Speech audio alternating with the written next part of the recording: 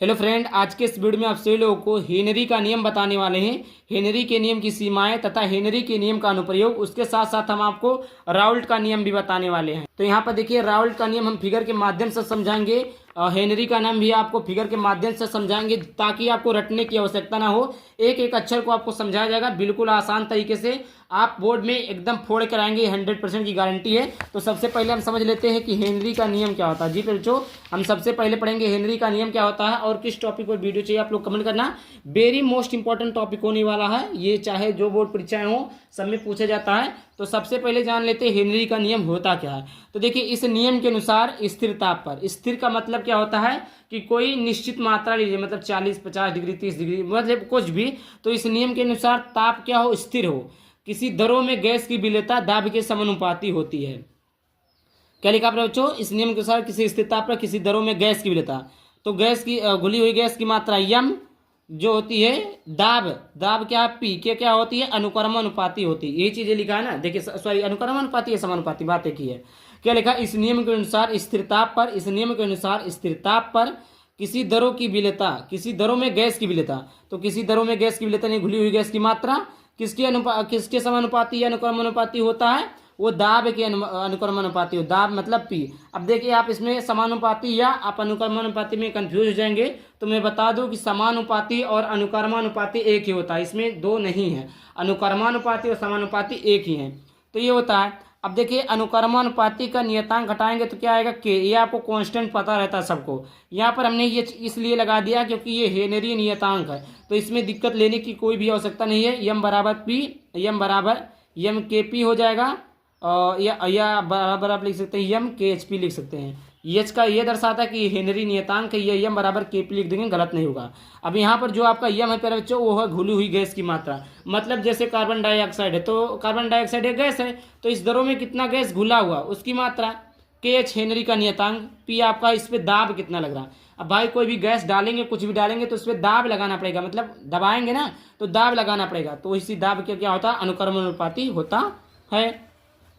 देखिए, समझते हैं हेनरी के नियम की सीमाएं। जी फिर बच्चों, हेनरी के नियम की सीमाएं क्या होती है। तो देखिए, हेनरी के नियम की सीमाएं, पहला आपका है, यह तनु विलयन पर लागू होता है। किस विलयन पर लागू होता है प्यारे बच्चों, तनु विलयन पर लागू होता है। यह उच्च दाब, दाब क्या हो प्यारे बच्चों, दाब यानी पी आपका जो है, दाब ये आपका उच्च हो। दाब क्या हो, उच्च हो तथा उच्च दाब तथा निम्न दाब पर कार्य करता है। उच्च दाब तथा निम्न दाब पर कार्य करता है, मतलब चाहे दाब उच्च हो, प्रेशर उच्च हो या प्रेशर लो हो, दोनों पर कार्य करता है। तीसरा है, वह उन गैसों पर लागू नहीं होता जो विलायक से क्रिया नहीं करते।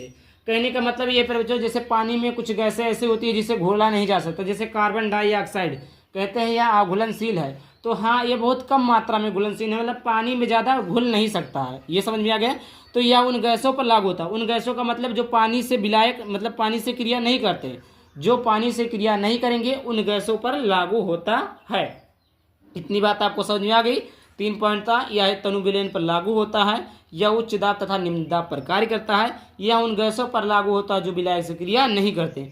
बात कर लेते हैं इसके अनुप्रयोग की। जी बच्चों, इसका अनुप्रयोग देख लेते हैं। तो इसका अनुप्रयोग, पहला अनुप्रयोग है शीतल पेय पदार्थ की, शीतल पेय पदार्थ की। दूसरा आपका गोताखोर द्वारा। तीसरा आपका फेफड़ों की क्रिया विधि द्वारा। पर बच्चों देखिए, सीमाएं तो नहीं पूछा जाता, लेकिन ऐसे पूछ लेगा कि हेनरी के नियम तथा उनके दो अनुप्रयोग लिखिए। ये आपका 2 नंबर में दे देगा। कितने नंबर में दे देगा, 2 नंबर में दे देगा, जो कि वेरी मोस्ट इंपॉर्टेंट है। ऐसे पूछ लेगा। सीमाएं तो उतना इंपॉर्टेंट नहीं है, बट आपको सीमाएं भी पूछ लेना, जान लेना आवश्यक है, क्योंकि दे भी सकता है, कोई पता नहीं है। बट अक्सर ऐसे देता है कि हेनरी के नियम क्या है तथा उनकी सीमा, उनकी 2 अनुप्रयोग लिखिए। या ऐसे पूछ लेता है हेनरी का नियम क्या है, उनकी 2 सीमाएं लिखिए, इस प्रकार पूछ लेगा। तो आई होप सब कुछ हमने बता दिया, सीमाएं, अनुप्रयोग और हेनरी का नियम भी बता दिया, तो आप लोग जरूर पढ़ लेना। चलिए आगे बात करते हैं। तो ये देखिए आपका राउल्ट का नियम क्या है पर बच्चों, राउल्ट का नियम। राउल्ट का नियम क्या होता है, वेरी इंपॉर्टेंट है। तो देखिए राउल्ट का नियम, इसी में पहले आप इसको देख लिए, फिर मैं समझा देता हूँ। इस नियम के अनुसार किसी विलायक में, अब विलायक क्या होता है, जिसमें विलय और क्या होता है, जिसमें विलय विलायक मिला हो। विलयन क्या होता है, विलयन क्या होता है, जिसमें विलय और विलायक मिले हों। तो विलायक क्या होता है, जिसमें अधिक मात्रा हो। विलय क्या होता है, जो कम मात्रा में हो। तो विलायक क्या होता है, जो अधिक मात्रा, पानी में अधिक मात्रा में, उसे विलायक कहते हैं। तो इस नियम के अनुसार किसी विलायक में, इस नियम के अनुसार किसी विलायक में कोई अवाष्पशील विद्युत अपघट्ट पदार्थ, ये क्या विद्युत, जैसे हमने ले लिया सोडियम क्लोराइड ले लिया, कुछ भी ले लिया जो विद्युत अनवघट्ट पदार्थ है, तो इस नियम के अनुसार किसी विलायक में अवाष्पशील विद्युत अनवघट्ट पदार्थ घोलने का मतलब मिलाने पर वाष्पताप, इसके वाष्पदाब में होने वाले आपेक्षिक अवनमन को हम क्या कहते हैं बच्चों? आपेक्षिक अवनमन जो होता है विलय के मोल प्रभाज या मोल अंश के बराबर होता है। यही हमारा जो राउल्ट का नियम है। फिर से एक बार फिर से देख लीजिए कि इस नियम के अनुसार, ऐसे देखिए मैं कहाँ बता रहा हूँ, इस नियम के अनुसार किसी विलायक में अवाष्पशील विद्युत अनवघट्ट पदार्थ मिलाने पर उसके वाष्पदाब में होने वाले आपेक्षिक अवनमन विलय के मोल प्रभाज, विलय के मोल प्रभाज या मोल अंश के क्या होता है? बराबर होता है। अब देखिए वाष्पदाब में आपेक्षिक अवनमन जो होता है P0 minus PS upon P0 होता है।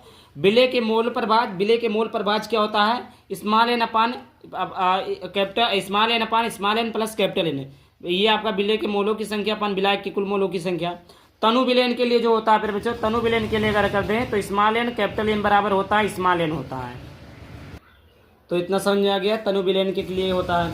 अब प्यारा बच्चों में बता दो P0 जो होता है बच्चों वो शुद्ध विलायक का वाष्पदाब होता है, और PS जो होता है फिर बच्चों वो विलयन का वाष्पदाब होता है, और P0 जो होता है वाष्पदाब में अवनमन होता है। इन तीनों चीज़ों को याद रखिएगा। P0 क्या होता है? शुद्ध विलायक का वाष्पदाब होता है। PS क्या होता है? विलयन का वाष्पदाब होता है। और P0 क्या होता है? वाष्पदाब में अवनमन होता है। सॉरी, P0 माइनस PS अगर पूरे की बात की जाए तो वाष्पदाब में अवनमन होता है। P0 जो होता है वो आपका शुद्ध विलायक का वाष्पदाब होता है। विलय के मोलों की संख्या अपान विलायक के कुल मोलों की संख्या। तनु विलयन के लिए आपका small N plus capital N बराबर कैपिटल एन होता है। यहाँ पर ये चीज़ें हैं। और स्मॉल एन बराबर होता है विलय का भार बटे विलय का अणु भार, विलायक का भार बराबर होता है विलायक का भार बटे विलायक का अणु भार। ये चीज़ें हो गया। अभी इसके स्थान पर स्मॉल एन के स्थान पर ये रख देंगे, कैपिटल एन के स्थान पर ये रख देंगे, तो ये आपका P0 minus PS upon P0 बराबर small W upon capital N upon में capital W upon small M. अब यहाँ पर मैं दिखा देता हूँ, अगर आप लोग जानकारी के लिए देख दें।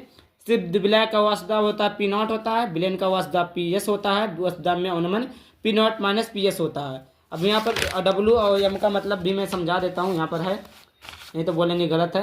स्मॉल W में विलय का द्रव्यमान, स्मॉल M मतलब होता है विलय का अणु भार, और कैपिटल W मतलब होता है विलायक का द्रव्यमान, और द्रव्यमान में होता है वही भार, और कैपिटल M का मतलब होता है विलायक का अणु भार। इतना था। आई होप अगर किसी और भी टॉपिक पर चाहिए वीडियो तो आप लोग कमेंट करिएगा तो मैं बना दूंगा। आई होप वीडियो पसंद आया हो। वीडियो पसंद आया तो वीडियो को लाइक करके चैनल को सब्सक्राइब करना। चलिए मिलते हैं किसी नए टॉपिक के साथ, तब तक के लिए बाय बाय, थैंक यू, जय हिंद जय भारत।